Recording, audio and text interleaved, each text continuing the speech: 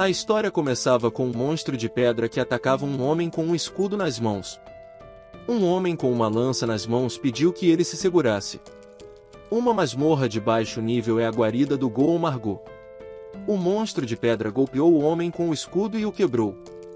O homem da armadura gritou para que ele não recebesse o golpe e que saísse de lá. O cara estava lutando para conter o ataque do monstro de pedra com uma espada de ferro, e o cara com uma espada preta gritou que iam atacar. O cara golpeou o monstro de pedra, após o que seus olhos se iluminaram com luz vermelha. O monstro de pedra começou a brilhar completamente em vermelho e começou a se mover diretamente em direção aos garotos. O cara com o escudo nas mãos gritou assustado que eles estavam furiosos e pediu a todos que se colocassem em posição defensiva, e os magos acabaram com ele. A mão de alguém levantou um cajado com uma pedra amarela da qual emanava reis. O cara de boné se virou para o cara Hiruto e perguntou: Manon, por que você está dormindo? Pediu que lhe dessem mana. Ano Yuto, classe caçador, nível 29, apelidado de Manos. Yuto fechou os olhos e então a magia azul apareceu em sua mão, que ele direcionou para o cara de boné. O cara de boné sorriu e disse alegremente que isso deveria bastar para derrotar o grande golem. O monstro de pedra começou a gritar, e de seus olhos emanou uma luz vermelha. O cara de boné apontou para o monstro com um cajado com uma pedra amarela e disse para ele morrer. Depois de um tempo, Haruto sentou-se no chão e exalou pesadamente. O homem da arma madura se aproximou de Uto e disse: de caçador Sano, hoje como sempre, zero ajuda. Ele pediu que fosse ajudar a organizar o saque. Uto olhou surpreso para o homem da armadura e aceitou. O cara perguntou: ele é um comerciante da casa, não é? Por que o colocam na retaguarda como suporte? O cara disse que suas habilidades são inúteis, mas que ele pode gerar mana sem parar. Uto ouviu a conversa do cara em silêncio. Perguntou surpreso o cara de verde: gerar mana infinitamente? Mas essa não é a habilidade mais útil? O cara do traje exalou pensativo e perguntou: o que há de especial nisso? Os magos e os curandeiros também podem absorver mana, então isso só é necessário durante uma batalha contra um chefe, quando você precisa de muito mana. O cara de boné levantou a mão à sua frente e disse contente que por isso não havia conseguido alcançar o nível 35 anos. Até o caçador mais fraco será muito mais forte que uma pessoa comum. Artuto estalou a língua com desagrado e pensou: idiotas, falam alto de propósito para que ele ouça, mas não o quebram. Enquanto isso, na guilda Taikan, Uto golpeou a mesa com a mão surpreendido e perguntou o que significa isso. Um caçador foi transferido para o departamento de produção. O homem de terno disse que o que acontece é que ninguém mais quer levá-lo para a masmorra. Além disso, ele era nível 29, o que significava que ninguém o deixaria entrar sozinho na masmorra e sua única habilidade era a geração de mana. Haruto se apontou e disse descontente que, como seu mana tinha sido útil para muitos, faltava pouco para chegar aos 30 anos se lhe dessem uma chance. O homem disse que os curandeiros e os magos costumavam ter habilidades de absorção de mana na maioria das incursões, ele seria como uma quinta roda. Perguntou se ele acreditava que o nível 30 mudaria algo. Haruto estava prestes a dizer algo assustado, mas foi interrompido. O homem de terno disse que o clã simplesmente havia decidido desenvolver seus pontos fortes e que ele se encaixaria perfeitamente no departamento de produção de poções de mana. Yuto perguntou irritado se, caso ele se recusasse, o expulsariam do clã. O homem de terno pediu desculpas e disse que, como Haruto não estava se desenvolvendo, eles não podiam mantê-lo mais tempo no clã. Depois de um tempo, havia uma bebida preta e red no banco e algo para comer por perto. Haruto segurou a garganta e disse com dor que tinha perdido seu trabalho em um instante.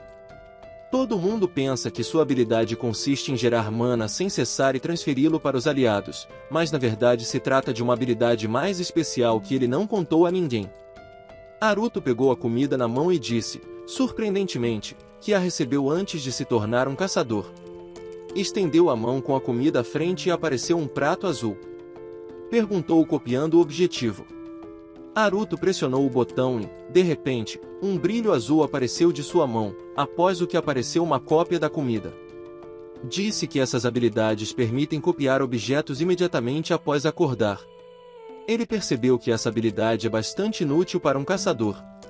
No início estava encantado com essa habilidade, porém, descobriu que só estava disponível para ele. Haruto colocou a cópia da comida no banco e ela desapareceu. Haruto diz que assim que o objeto sai de suas mãos, desaparece como um espelho, por isso não pode copiar dinheiro nem revender equipamentos copiados. Haruto deu uma mordida na comida e pensou, bem, o mais irritante é que há um limite de nível para copiar equipamento. Uma adaga apareceu à sua frente, a adaga só pode ser usada no nível 90 ou acima e tem um slot de habilidade. Devido à incompatibilidade de nível do usuário, é impossível copiar um objeto. Haruto disse que é chamado de mãos porque gera mana infinito, mas na verdade um brilho mágico apareceu ao redor de Haruto, que disse que simplesmente copia e cola uma pequena quantidade de mana absorvido.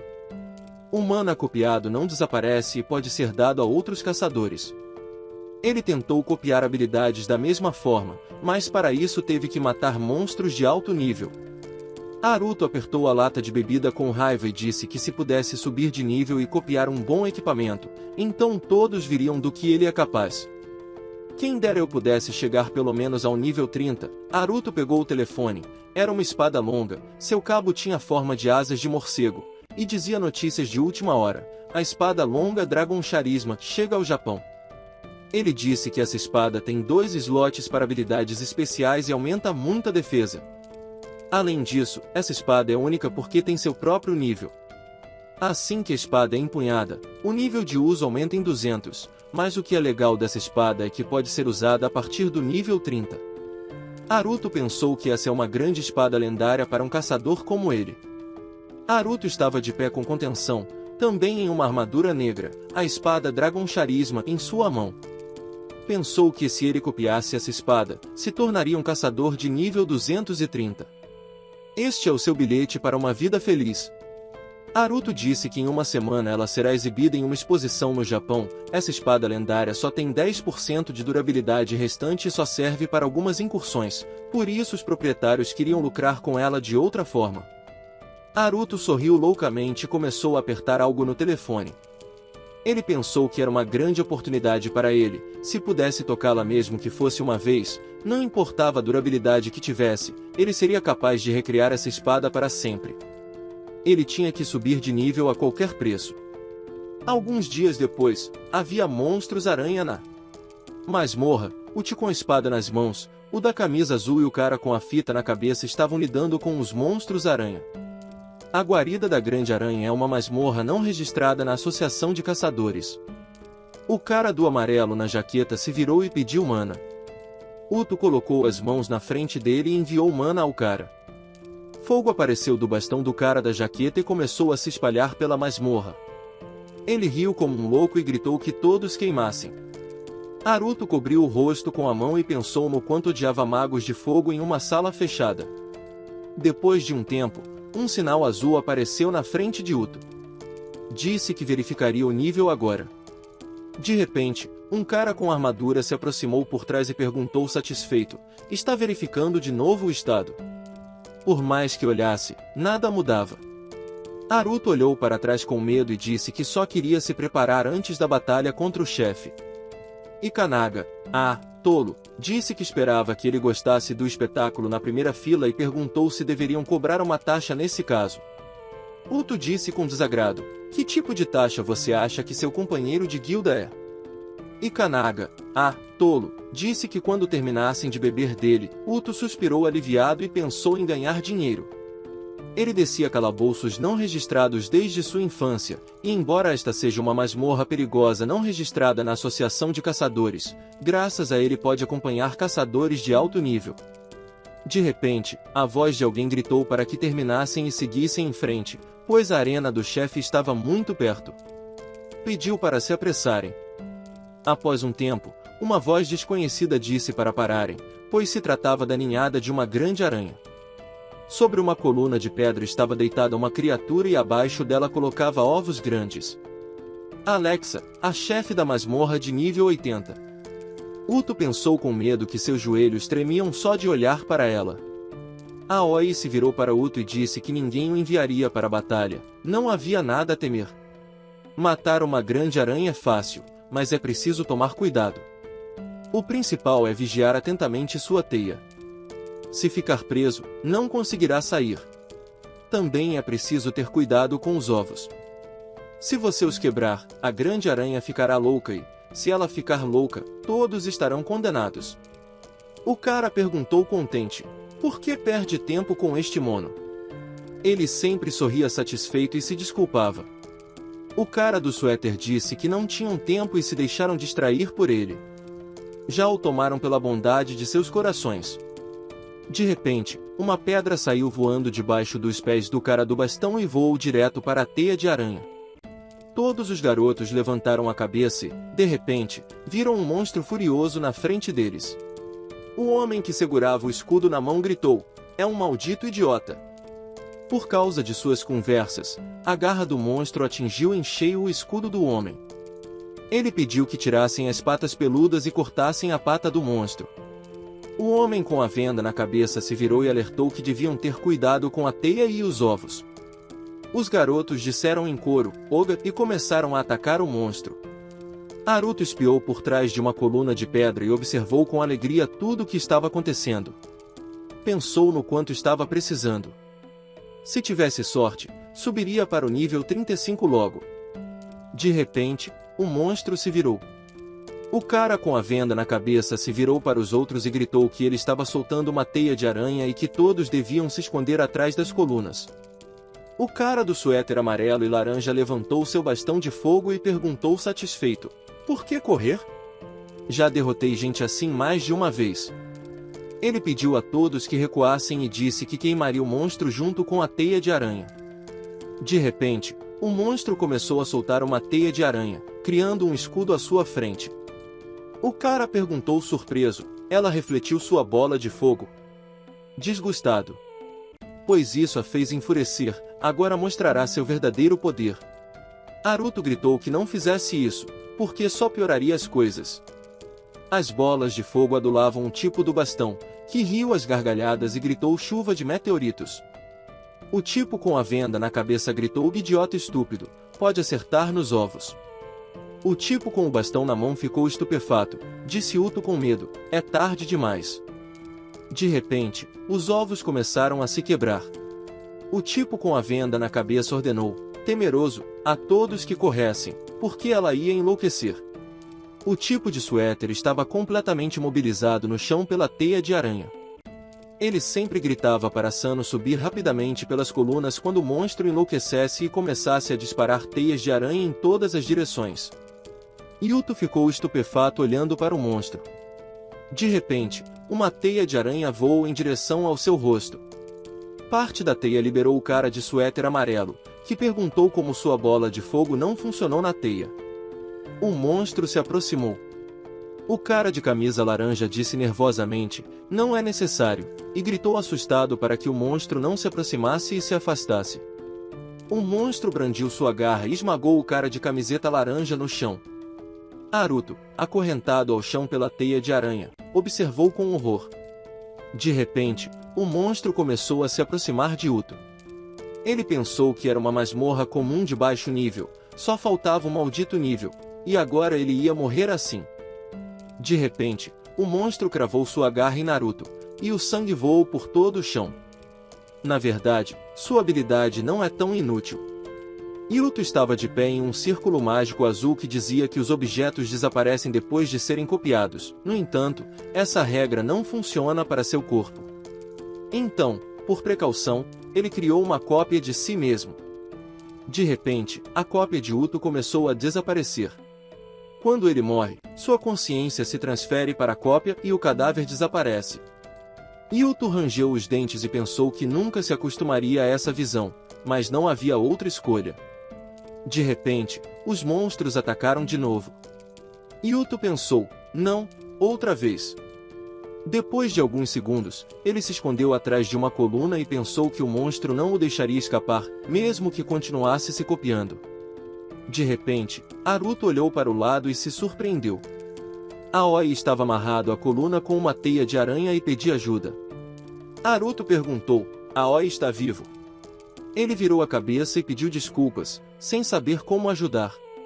De repente, o monstro se dirigiu para eles. Naruto sacou sua espada e correu em direção a Aoi, pensando em como Aoi o ajudou quando todos os outros o abandonaram. Se ele não fizer nada, que tipo de amigo é ele? Yuto brandiu sua espada e cortou a perna do monstro, que então caiu no chão. Ele olhou para Aoi e pensou, ótimo, não estava ferido. De repente, uma tabela azul apareceu na frente dele, dizendo que o nível havia aumentado. Yuto olhou inquisitivamente e perguntou, surpreso, o nível aumentou? O ataque realmente funcionou. De repente, o monstro atacou Yuto novamente. Ele pensou que o nível havia aumentado, só faltava copiar a espada longa do dragão Carisma. Yuto se colocou em posição de combate e disse que, já que não poderia escapar, mataria o monstro, mesmo que tivesse que morrer 100 vezes.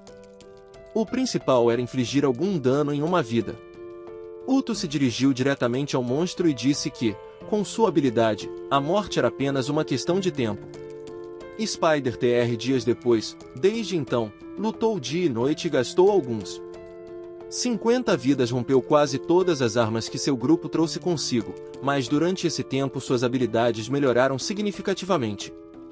Inesperadamente, Yuto cortou o monstro ao meio com sua espada. A grande aranha se enfraquecia a cada minuto que passava, por sorte não tinha regeneração. De repente, o monstro-aranha se virou e começou a atacar Yuto com a teia, mas ele esquivou habilmente e pensou em projétil imediatamente. De repente, a garra do monstro apareceu diante dele, e Yuto subiu por ela e se segurou, brandiu sua espada e gritou para que morresse já, quando de repente, pelo ataque de Yuto, a espada se dividiu em duas partes. Ele desceu voando e disse que tinha esquecido de copiar e colar. Yuto caiu no chão e, de repente, um monstro-aranha apareceu diante dele. Yuto olhou para o monstro com medo, quando de repente o corpo do monstro voou em pedaços. Ele se deitou no chão e felizmente disse grande final. Finalmente, como ele gosta dessa aranha, o saudável Yuto derrotou. De repente, um monte de tábuas azuis começaram a aparecer diante dele, dizendo suba de nível, recompensa recebida por destruir a grande aranha. Depois de um tempo, Yuto carregou Aoi em suas costas e lhe perguntou se lembrava como queriam beber depois de limpar a masmorra, prometendo convidá-lo para o melhor uísque. De repente, algo atingiu Yuto de lado, ele olhou para cima e viu diante dele os filhos recém-nascidos da grande aranha de nível 30. Yuto exclamou, estão me tirando sarro. Ele já não tinha uma arma e pensou que poderia lidar com isso, mas seria difícil lutar enquanto protegia Aoi ao mesmo tempo. Yuto cobriu Aoi e se preparou para o ataque do monstro, quando de repente uma onda azul cortou o monstro ao meio. Diante deles havia uma garota com um rabo na cabeça, ela gritou mantenha o fogo e liberou magia azul de seu cajado, atacando os monstros. O Fire é o feitiço mágico de fogo definitivo, e há apenas alguns poucos magos no mundo todo que podem controlá-lo livremente. Naruto olhou surpreso para a garota e pensou que, se sua memória não falhava, só havia um mago assim no Japão, um cavaleiro mago que usava uma espada bruxa, quinto na classificação de caçadores japoneses. Diante dele, havia uma garota vestida com uma túnica e com um cajado na mão. Ela olhou para Naruto e perguntou, são os únicos sobreviventes? Yuto levantou o Aoi e aceitou. A garota olhou para o campo de batalha e pensou nos filhos da grande aranha. Então, os ovos quebraram e ela ficou louca. Parecia que o grupo de alto nível foi completamente aniquilado. Ela olhou para Yuto e pensou, mas ele conseguiu derrotar o chefe da masmorra e ainda salvou seu camarada. Claramente era um caçador de baixo nível. Como ele fez isso? Enquanto isso, na Associação de Caçadores Japoneses, na sala de interrogatório, Yuto disse desajeitadamente que, se as babás não tivessem vindo, estariam realmente gratos a elas e também ao responsável pelo calabouço. Nan disse que só estava fazendo seu trabalho. Ela colocou um pergaminho de teia de aranha sobre a mesa e disse que todos os objetos e relatórios sobre a grande aranha haviam sido entregues. Nana disse que podiam ir. Naruto olhou interrogativamente e disse que um grupo de aventureiros de alto nível tinha comprado um passe para entrar em uma masmorra não registrada. Quase todos morreram lá, e ela estava os deixando ir. Nanase perguntou se eles queriam ficar. Ela disse que aventureiros morrem todos os dias em dezenas, até centenas de masmorras não registradas. Eles assinam um acordo para aceitar esse risco na declaração de entrada e saída. E sobre os caçadores de baixo nível que pagam subornos para participar ilegalmente de masmorras com o objetivo de aumentar seu nível, a associação simplesmente faz vista grossa. O desejo de ficar mais forte é natural em qualquer caçador, embora isso contribua para o seu crescimento. Naná olhou para Uto e perguntou: tem mais alguma pergunta? Uto disse desajeitadamente que ela havia explicado claramente e a agradeceu. Naná levantou um rolo de teia de aranha e disse que os pagamentos pelos grandes objetos de aranha que eles haviam fornecido deveriam ser feitos em alguns dias. Uto recusou e disse que se daria tudo a Aoi. A porta da sala de interrogatório se fechou com força. Não olhou para ele e disse: bem, é claramente uma pessoa difícil de recusar a recompensa, de qualquer maneira. Limpando uma masmorra de alto nível por conta própria, caçador Sano, definitivamente você está escondendo algo. Enquanto isso, Uto caminhava pelo corredor da Associação de Caçadores, sorrindo satisfeito. Uto pediu para abrir seu inventário e uma tabela azul apareceu na frente dele. Era a vara da Grande Aranha. Uto pensou que essas varas seriam muito úteis. Algumas horas antes, uma tabuinha dourada apareceu sobre Uto, dizendo: recebido como recompensa por derrotar a Grande Aranha, a vara da Grande Aranha tem o mesmo efeito que a teia da Grande Aranha. Quando usada, apresenta fortes propriedades adesivas por um certo tempo. Uto olhou para a vara com decepção e perguntou: o que é isso? Parece legal, mas pela descrição parece cola comum. Toda essa morte, todo esse trabalho foi para isso. Pensou em utilizá-la talvez como fita adesiva contra moscas e mosquitos. Uto pegou a vara na mão e começou a copiá-la. Deu um tapinha e perguntou: mas como se usa? De repente, a vara começou a desaparecer de suas mãos. Uto olhou ao redor inquisitivamente e perguntou: onde ela desapareceu? Uma tabela azul apareceu na frente dele indicando que a vara da Grande Aranha havia sido absorvida por uma habilidade existente. Os indicadores de inserção aumentavam. Arudo olhou surpreso e pensou: essa habilidade pode ser melhorada? A mesa azul notificou que a capacidade de copiar um objeto pode ser melhorada. Aruto perguntou surpreso: pode ser melhorada? A tabela azul notificou que a capacidade de inserir um objeto está no primeiro nível. 3 opções de habilidade apareceram. Aruto perguntou: como elas podem ser melhoradas? É pela absorção da vara? Então, se você copiar e absorver o objeto correspondente, ele também evoluirá. Aruto disse feliz: isso é ótimo. Por falar nisso, havia algo sobre novas opções. Ele tocou e de repente o sistema anunciou que o objeto inserido pode ser mantido pelo tempo que desejar. O objeto pode ser inserido em qualquer lugar por um determinado tempo. Pode-se soltar a teia da Grande Aranha. Aruto sorriu e disse que pensava que era uma habilidade inútil, mas agora ele a testaria primeiro por 1 minuto. Uto deixou cair a vara no chão e se sentou ao lado dela. Pensou em como a soltou de suas mãos e não desapareceu. Depois de um tempo, a vara desapareceu. Uto sorriu com loucura e disse: ela não desapareceu em todo 1 minuto. Nesse caso, copiarei a todas as que puder e ajustarei o cronômetro para 30 minutos, para 100 anos, para 1000 anos. Enquanto isso, Uto gritava feliz e pensava que, a partir de hoje, estava rico e finalmente poderia viver como um humano. Mas antes de mais nada, ele tinha que copiar a espada do dragão Karizon. 2 horas antes, em Tóquio, na Ponte Rainbow, uma van azul avançava pela Ponte Rainbow, ultrapassando outros carros. A voz de alguém ordenou ao carro da frente que mantivesse a velocidade e a distância. A voz do outro lado recebeu a informação e manteve a velocidade atual. Migrante perguntou ao próximo destino: quantas vezes você já esteve no Japão, Ares? Você disse 2 vezes. Grant perguntou: disse que sua mãe era desta terra, disse que era a pátria de sua mãe, mas não a sua. A voz de alguém do assento da frente perguntou: a exibição de espadas longas terminará no Japão, certo? Solicitou férias?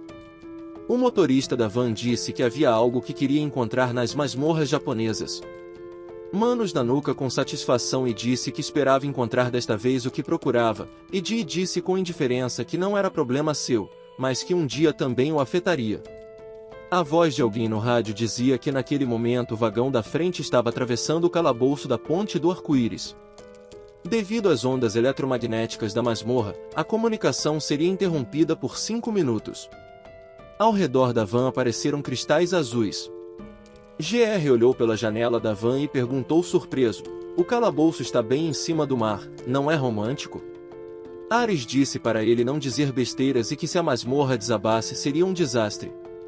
Grant, desconcertado, pediu que alguém abrisse a janela porque estava muito quente ali dentro. Ares perguntou: "O que há de romântico em uma masmorra perigosa?" Grant gritou que ele simplesmente não entendia, que era disso que se tratava. Ao mesmo tempo, na ponte do arco-íris, no escritório de entrada do calabouço, Sinoa Satoru, nível 21 do Grêmio dos Grandes Sábios, bocejou e disse o quão chato era trabalhar como bilheteiro na entrada da masmorra. O cara olhou e perguntou a um subordinado se já tinha sorte e continuava se gabando. 3 semanas atrás houve um inferno na Terra. De repente, um objeto desconhecido semelhante a limo atingiu a perna de Satoru. Ele olhou inquisitivamente e perguntou: "O que é isso?" Satoru pegou com interesse e exclamou: "Um limo tão fofo." E depois perguntou o que havia esquecido fora da masmorra. Satoru se virou e perguntou: "Poderia um limo aparecer na superfície?" O cara de camiseta disse com medo: "Claro que não." De repente, algo pressionou suas costas. O cara se virou e viu um grande monstro. Atualmente, no prédio da Associação de Caçadores, Hirota olhou satisfeito para a tabela azul de informações e disse: "Estupendo, todas as suas estatísticas aumentaram." Não é por acaso, significa que ele morreu tantas vezes que agora está no nível 50. Quando um caçador atinge o nível 50, é mais fácil se juntar a um grupo. Normalmente, nas masmorras de nível médio, os monstros estão quase no mesmo nível, exceto nas áreas para iniciantes. Nestas masmorras, a experiência aumenta mais rápido e você pode conseguir mais itens de recompensa. Às vezes, até encontra itens raros. Assim, depois do nível 50, subir de nível é muito mais fácil. Uto disse com satisfação que copiaria as varas da grande aranha e tentaria vendê-las no leilão. Uto se virou e viu o resto das pessoas correndo preocupadas e pedindo passagem. Alguém gritou: "Como a masmorra pôde desmoronar?" Uto observou surpreso e pensou: "A masmorra desmoronou. Isso é realmente um grande avanço." O cara com a bandagem na cabeça perguntou: "Mas por que eles foram jogados lá?" Antes que os grandes grêmios, o homem de uniforme disse que a van com a espada lendária foi capturada. Um pedido de ajuda foi recebido da Associação Internacional de Caçadores. Aruto pensou com horror: a espada longa do Carisma Dragão está agora cercada por monstros da ruptura. Enquanto isso, várias aeronaves estavam no telhado do prédio da Associação de Caçadores. O homem de sobretudo pediu para pedir ajuda rapidamente a outros grêmios. Sua primeira prioridade é proteger a van com os itens lendários. A voz de alguém perguntou: "Proteger a van? Que tolice! Quem deu essa ordem?" O homem de sobretudo disse que ele, o comandante de seu esquadrão, estava dando as ordens agora. Não ordenou que destruíssem os monstros e protegessem os civis. Esta é a tarefa mais prioritária. Emergência. Assim que todas as perguntas forem deixadas para mais tarde, de repente Naná é notada à distância, como alguém tentando abrir caminho até a nave. Os nanis gritaram que estavam com pressa e subiram no barco cada vez mais rápido. Árido levantou a mão e pediu à senhora Nanase que os acompanhasse. "Ele também quer ajudar?" perguntou Nanase surpresa ao Sr. Sano. Arito gritou que ele também iria, se não pudesse lutar contra os monstros, ajudaria a evacuar os cidadãos. Numa situação dessas, qualquer ajuda seria útil. Depois de um tempo, as aeronaves voaram em direção à ponte do arco-íris. Nami disse que na masmorra do grande tipo conseguiu salvar seu camarada e agora quer ajudar a evacuar os civis. Aruto sorriu satisfeito e pensou que, de fato, estava perseguindo seus próprios objetivos. Perguntou surpreso: "Não é estranho?"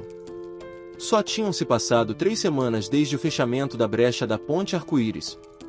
Nani colocou-se no meio da nave e disse que em seu mundo qualquer coisa poderia acontecer, inclusive outra brecha na masmorra, e que não importava quantas vezes ocorresse, sempre iriam ao epicentro para não repetir o desastre de 15 anos atrás.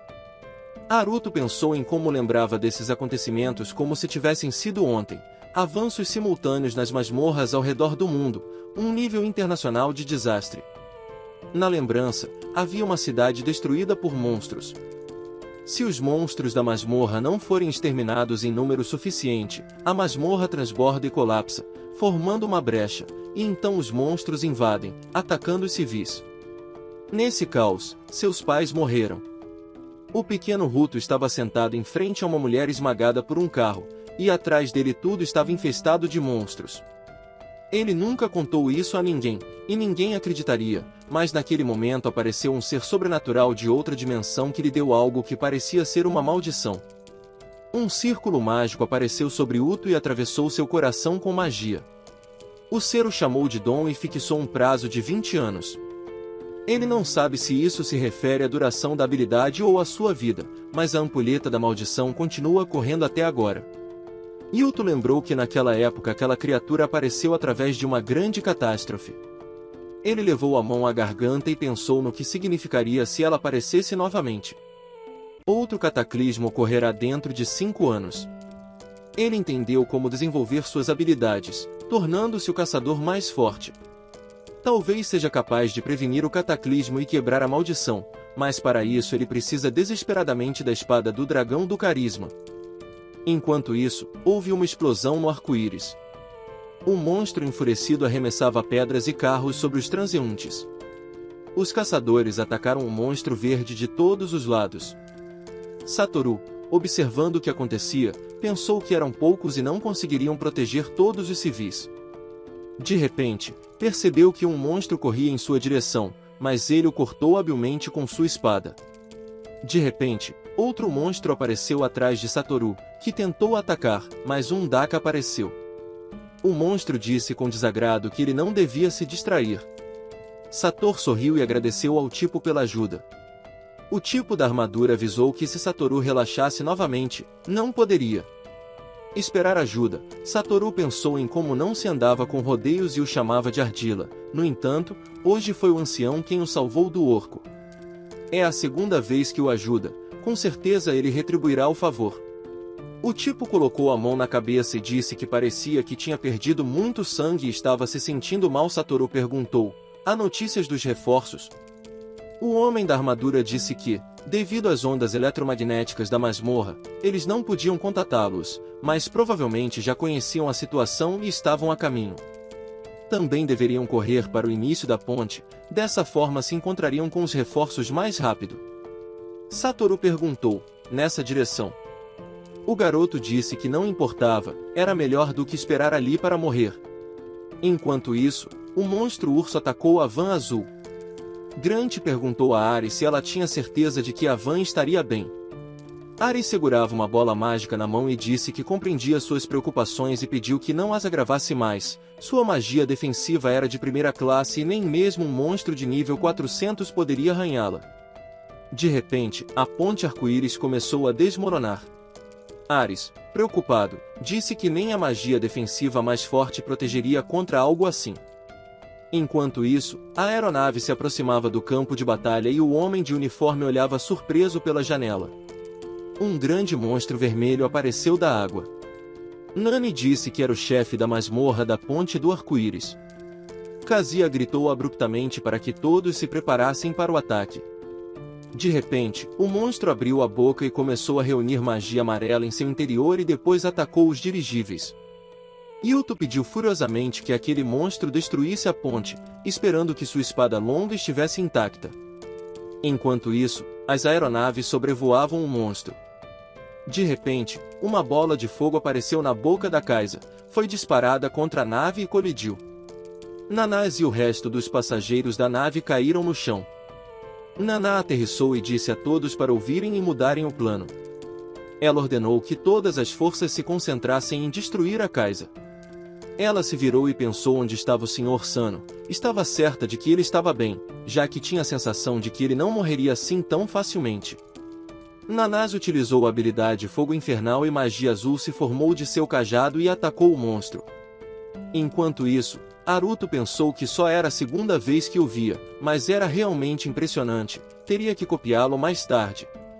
Uma teia de aranha se formou ao seu redor e o sistema notificou que ele havia desenredado a teia da grande aranha. Haruto disse que sua tarefa principal agora era copiar a espada longa do dragão do carisma. Enquanto isso, os uniformizados avançavam pela ponte arco-íris. O homem mascarado com a capa púrpura disse que a aparição do Esquizi era inesperada. Um movimento em falso e eles também poderiam estar em perigo, certo? Pelo contrário, seria uma vantagem para eles. As caçadoras babás e o resto da associação estariam ocupados por um tempo destruindo o chefe. Era a maneira mais rápida de comprimir o avanço. Durante esse tempo, eles pegariam a espada longa do dragão do carisma. O mascarado ordenou aos outros que se movessem com cautela para não encontrarem os monstros. Enquanto isso, Aruda passou pelos cadáveres dos monstros e disse que, obviamente, isso era obra dos caçadores. O problema era que esses monstros costumavam agir em bando. De repente, a voz de alguém os ordenou que corressem. Satoru se ocupou do monstro e disse que podia lidar com monstros assim. Zaki levou a mão ao ferimento e disse que ele devia obedecer, já que precisavam fugir, caso contrário, ambos estariam em apuros. Satoru perguntou contrariado como poderia abandoná-lo. Haruto os observou de trás do carro e pensou que eram caçadores que controlavam a entrada da masmorra. Você não pode se distrair, tem que se concentrar no seu objetivo, eles vão se virar sozinhos de alguma forma, perguntou Zaki com desgosto. Não sabia por que esses cães de baixo nível estavam em uma masmorra tão difícil. Quando se reúnem em matilhas, seu poder é equivalente ao de um monstro de alto nível. Se viu vários, significa que há muitos aqui. De repente, uma matilha de lobos caídos surgiu da escuridão. Uto rangeu os dentes com raiva e exclamou, não me importa. Satoru pegou a espada e disse com desgosto que havia recebido aqueles ferimentos por culpa dele, agora era sua vez de protegê-lo. Yuto olhou para Toru e lembrou como ajudou seu camarada Aoi. Satoru começou a lidar habilmente com o Fel-Wolf quando, de repente, Uto bloqueou o ataque do monstro com o ombro. Uto se virou para ele e perguntou se estava bem. Satoru disse, assustado, que ainda eram muitos. Outra matilha de lobo juargo saiu da escuridão. Satoru se colocou em posição de combate, agradeceu por sua ajuda e disse que fugisse rapidamente. Nem mesmo os caçadores de alto nível seriam capazes de lidar com uma matilha tão enorme. Uto sorriu satisfeito e disse, bem, ótimo. Satoru olhou surpreso. Uma mesa azul apareceu na frente de Uto e ele pensou em colocá-los em leilão mais tarde. De repente, uma matilha de lobos caídos avançou sobre Uto. Ele disse que, se combinasse a vara da grande aranha com sua habilidade, sempre se perguntou quão eficaz seria contra um grande grupo de monstros.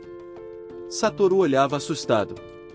De repente, a teia da grande aranha começou a amarrar os lobos caídos. Após um tempo, um enorme pilar de teia de aranha e lobos enredados apareceu na frente de Satoru e Haruto. O sistema notificou a Uto que seu nível havia aumentado. Haruto exalou e disse que apenas amarrar não dava um grande aumento de nível. No entanto, como esperado, a técnica funcionava bem contra a matilha, mas ele precisava encontrar uma maneira de atacar após amarrar.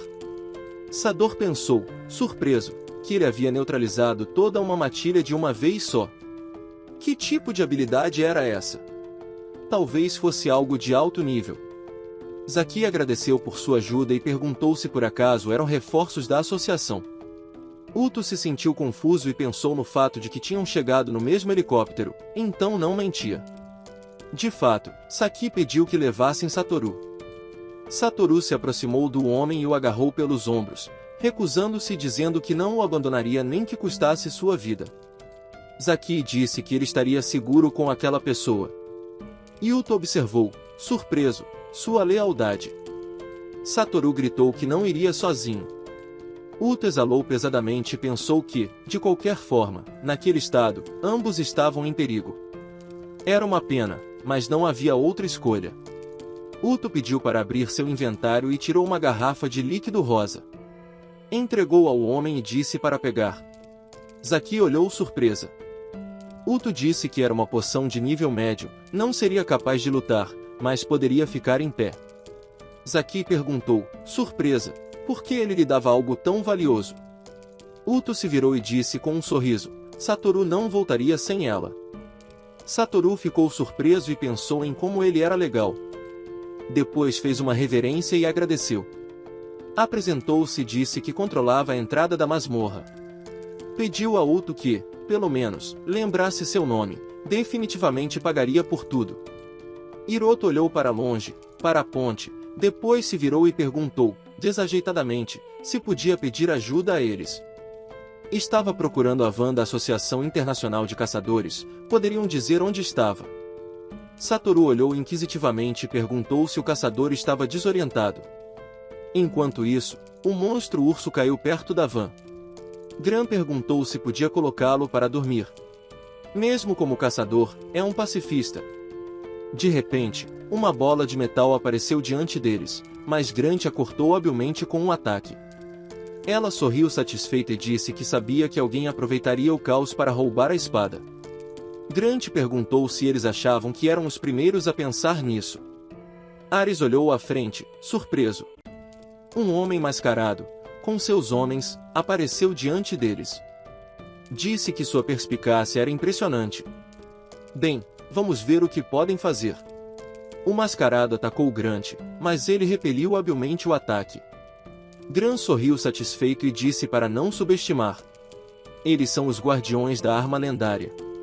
Jogou o mascarado para o lado e disse para não pensar que era fácil lidar com eles.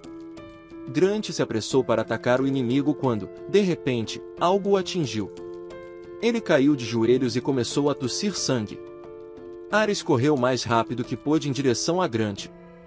Perguntou a Grant o que estava acontecendo, o que havia de errado. Ares disse que haviam borrifado um veneno que inflige dano e bloqueia a absorção de mana por um tempo. Se continuasse lutando, iria matá-lo, disse o mascarado. Uma maga parece que tem boa intuição, não o subestimaram, já que essa é sua forma habitual de trabalhar. Ares rangeu os dentes com raiva e perguntou se a forma habitual era utilizar veneno contra humanos, apesar da proibição da associação. A mão de Ares começou a acumular magia amarela, e disse que os faria se arrepender do que haviam feito 100, não, 1000 vezes. O mascarado formou uma bola de fogo em suas mãos e se perguntou como ele iria fazer isso, sendo um mago que não podia usar mana. A espada longa seria sua. De repente, algo matou o ajudante do mascarado. Os outros mascarados olharam para o monstro, intrigados, e perguntaram o que estava acontecendo. O monstro urso, enfurecido, avançou contra os mascarados, atacando-os. O homem mascarado com a capa roxa começou a desaparecer do campo de batalha. Pensou no fato de que o urso não estava morto, apenas adormecido, e que precisavam recuar. De repente, o monstro avançou em direção à van azul. Ares disse, agora é sua vez. Grant, ofegante, perguntou se poderia tentar colocá-lo para dormir de novo. Ares perguntou. Havia esquecido que ela não podia absorver mana, disse Grant com desagrado. Sabia que seu pacifismo se voltaria contra ele algum dia, e parecia que sua aposta havia ganhado hoje. Ar sorriu satisfeito e disse, de fato, mas não tinha por que morrer por culpa dele. Ar se levantou e carregou contra o monstro usando magia. Grant perguntou, o que está fazendo? De repente, o sangue brotou da boca de Ares.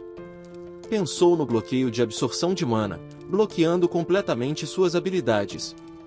De repente, o monstro carregou contra Ares, quando uma tabela de habilidades azul apareceu à frente dela. Ela mirou, surpresa. De repente, uma teia começou a atar o monstro, e Uto apareceu diante dele.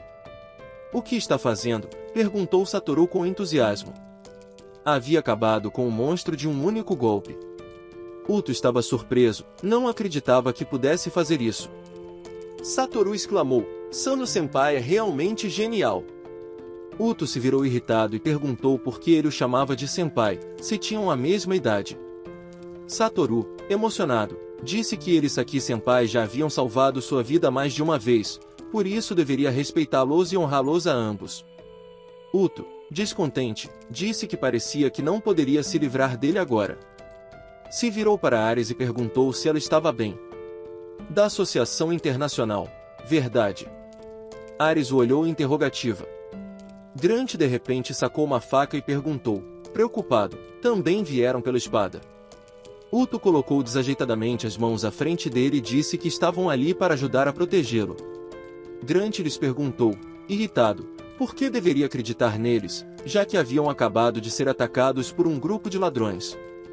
Uto olhou ao redor e pensou que sim, aqueles cadáveres vieram pela espada longa, mas o rei urso os matou. O que devo fazer agora? De repente, Satoru sacou sua placa informativa e perguntou, de verdade, é assim que dás graças a seus salvadores? Arriscou sua vida por vocês e o chamam de ladrão? Este homem é um caçador da Associação Japonesa, e eles aqui senpais são os controladores desta masmorra. Uto se alegrou e agradeceu mentalmente por terem chegado a tempo. Sorriu amplamente e pensou no que restava para temperar tudo com molho de nata fresca.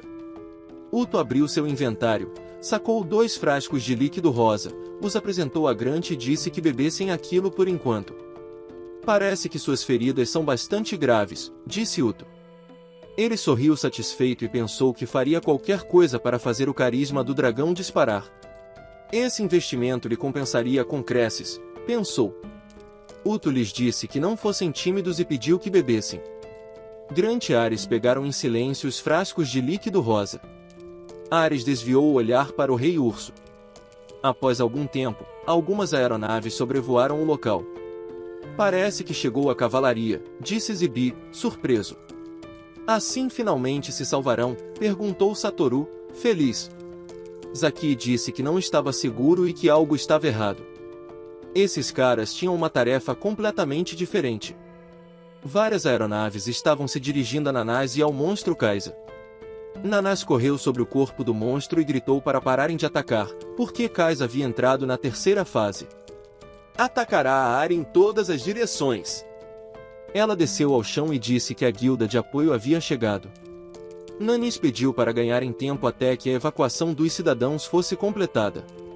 De repente, a voz de alguém perguntou, acredita que isso deterá o avanço da masmorra? Nanás se virou, surpresa.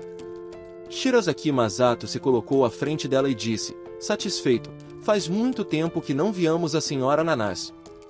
Nanase perguntou o que ele estava fazendo ali. Masato respondeu, a que vem essa estúpida pergunta?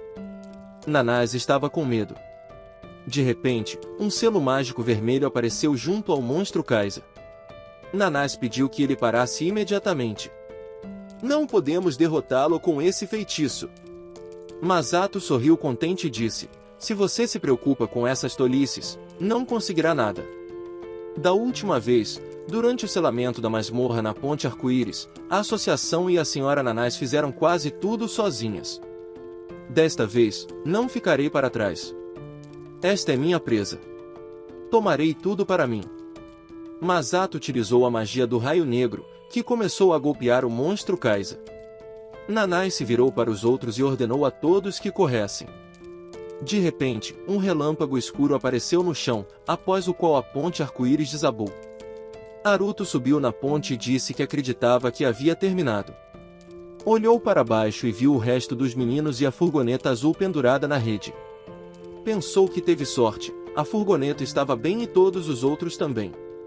Haruto se virou assustado e viu o cadáver do monstro Kaisa diante dele.